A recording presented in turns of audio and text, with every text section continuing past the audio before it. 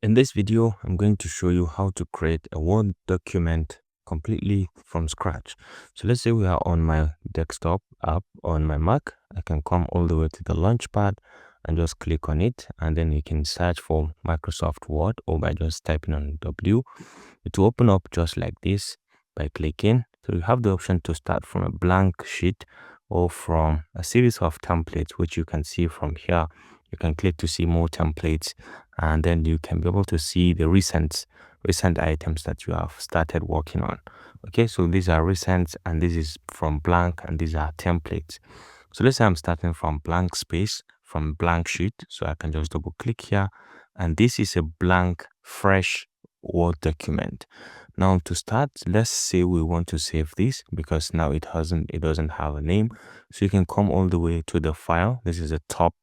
You can come to file, you can click on file, you can come to save as, and then you now define the location where you want to save this. Okay, so define the location. Assuming I want to save it in my desktop in this folder, and then I can just go ahead and give it the name my document